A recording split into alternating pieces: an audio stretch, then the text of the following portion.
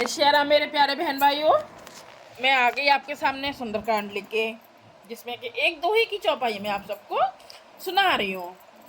श्री रामचंद्र जी आप सब पर बहुत कृपा करें, सबके घरों में सुख शांति और समृद्धि लाए। सुनने से श्री रामचंद्र जी बहुत कृपा करते हैं। जय श्री राम। हमारा 40 भाग हो चुके हैं, 41वां भाग अब।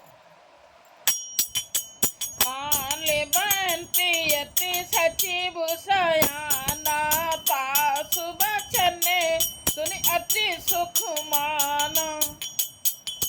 ताति अनुजित विनीत विभूषण, सोर धरऊ जो कहते विभीषण। माल्यवान नाम का एक बहुत ही बुद्धिमान मंत्री था। उसने उन विभीषण के वचन सुनकर के बहुत सुख माना और कहा, हे तात, आपके छोटे भाई विभूषण नीति को भूषण रूप में धारण करने वाले अर्थात नीतिमान हैं। पर ये रावण को कहाँ बर्दाश्त थी ना किसी की बड़ाई करना। विभीषण जो कुछ कह रहे हैं उसे हृदय में धारण कर लीजिए।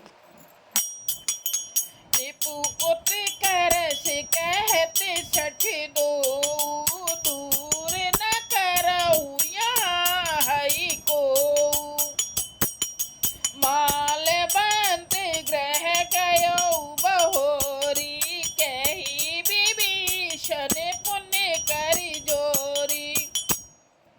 रावण ने कहा, ये दोनों मूर्ख शत्रु की महिमा बखान रहे हैं। यहाँ कोई है, इन्हें दूर करो। तब माल्यवान तो घर लौट गया और विभीषण जी हाथ जोड़कर फिर कहने लगे। क्या कहने लगे सुनिए। सुमति कुमति सबके ओर रही, नाथ पुराण निगम अस कहई। जहाँ सुमति ते संपत्ति नाना, जहाँ कुमति ते विपत्ति निदाना। हे नाथ, पुराण और वेद ऐसा कहते हैं कि सुबुद्धि अच्छी बुद्धि और कुबुद्धि खोटी बुद्धि सबके हृदय में रहती है। जहाँ सुबुद्धि है वहाँ नाना प्रकार की समस्याएं, सुख की स्थिति रहती है, और जहाँ कुबुद्धि है वहाँ परिणाम में विपत्ति दुख रहती है।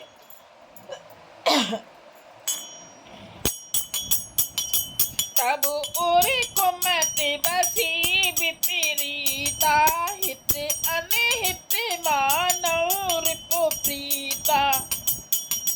काले राति निशिचर कुल केरी, तेई सीता पर प्रीत घनेरी। आपके हृदय में उल्टी बुद्धि आ बसी है, इसी से आप हित को अहित और शत्रु को मित्र मान रहे हैं। जो राक्षस कुल के लिए काल रात्रि के समान हैं, उन सीता पर आपकी बड़ी प्रीत है। तात चरण गए मागऊ, राखऊ मोर दुलार। सीता देहु राम कहूँ, अहित न होई तुमार। हे तात, मैं चरण पकड़कर आपसे भीख मांगता हूँ, विनती करता हूँ कि आप मेरा दुलार रखिए। मुझ बालक के आग्रह को स्नेहपूर्वक स्वीकार कीजिए। श्री राम जी को सीता दे दीजिए, जिसमें आपका अहित ना होगा। कह रहे हैं ना कि आपका कोई बुरा काम नहीं होगा, आपका अच्छा ही काम होगा। आप सीता जी को लौटा दीजिए। पर ये रावण को कहाँ बर्दाश्त होगा। जय श्री राम। हमारा हुआ 41वां भाग, फिर आगे कल। जय श्री राम।